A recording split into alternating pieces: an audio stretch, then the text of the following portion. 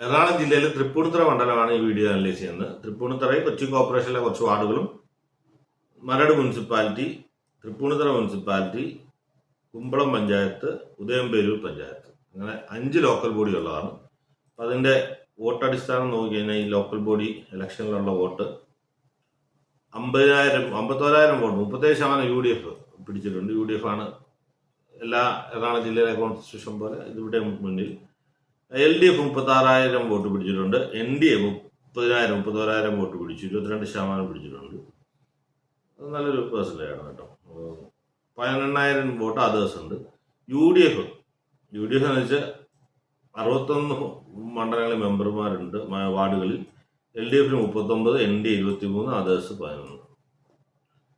അപ്പോൾ ഇപ്പോഴത്തെ തൃപ്പൂണിത്തുറയുടെ പഴയ ഇലക്ഷനുകൾ നോക്കുകയാണെങ്കിൽ തൃപ്പൂണിത്തുറ കോൺഗ്രസിൻ്റെ കെ ബാബുവിൻ്റെ അദ്ദേഹം 2015 ജയിച്ചു.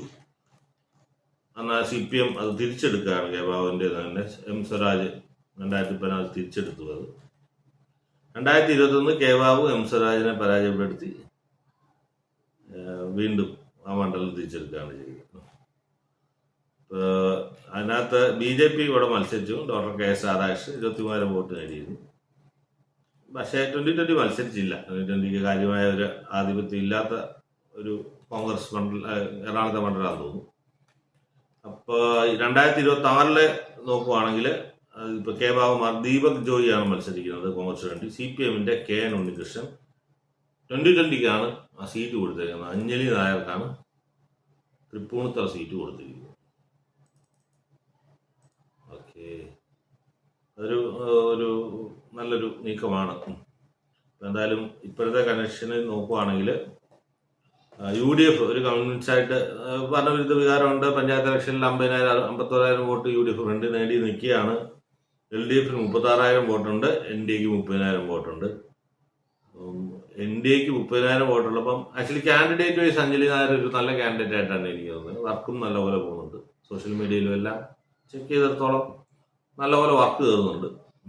അപ്പം ഈ UDFിലെ വോട്ട് എന്ന് പറയുന്നത് പൊതുവെ ഈ കോൺഗ്രസ്, കമ്മ്യൂണിസ്റ്റ്, BJPക്കാർക്ക് വോട്ട് ഇല്ലാത്ത സ്ഥലങ്ങളിൽ, അല്ലെങ്കിൽ സ്ഥാനാർത്ഥി ഇല്ലാത്ത സ്ഥലങ്ങളിലെ BJPക്കാർ പൊതുവെ UDFിനാണ് വോട്ട് ചെയ്യുന്നത്.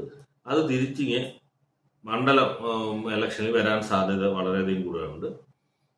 ഒരു 5,000 വോട്ടൊക്കെ അങ്ങനെ സംഭവിക്കാം. കാരണം തൃപ്പൂണിത്തുറ പോലെ കുറച്ചൊരു ഹിന്ദു മെജോറിറ്റി ഏരിയ ഉള്ള ഒരു സ്ഥലമാണ്. അപ്പോൾ LDFന് വോട്ട് ചെയ്യേണ്ടെന്ന് വെച്ച് വോട്ട് ചെയ്യുന്നതാണ്. അത് കുറച്ച് തിരിച്ചുമാണ്, ഇത് കുറച്ച് കുറയാനാണ് സാധ്യത. അപ്പോൾ LDFന് എന്തായാലും ഒരു ഭരണവിരുദ്ധ വികാരമുള്ളതുകൊണ്ട് കുറച്ച് വോട്ട് കുറയും. അഞ്ജലി നായർക്ക് ആക്ച്വലി കാൻഡിഡേറ്റ് നല്ലതായതുകൊണ്ട് കുറച്ച് വോട്ട് പിടിക്കാൻ പറ്റുന്നുണ്ട്. യങ് ജനറേഷൻ്റെയും സ്ത്രീകളുടെയും വോട്ട് പിടിക്കാൻ പറ്റുന്നുണ്ട്. ഒരു ബേസിക്കലി UDFും NDAയുമായിട്ടാണ് നെക്സ്റ്റ് ഫൈറ്റും തോന്നുന്നു. അപ്പം അതിൽ 20,000 വോട്ട് കവർ ചെയ്യാന്നൊക്കെ വെച്ചാൽ കുറച്ച് ബുദ്ധിമുട്ടാണ്. അപ്പോൾ ഞാൻ എന്തായാലും UDFിന് തന്നെ ഒരു അപ്പർ ഹാൻഡ് കാണുന്നത്. UDF തൃപ്പൂണിത്തുറ എടുക്കുമെന്നാണ് വിചാരിക്കുന്നത്.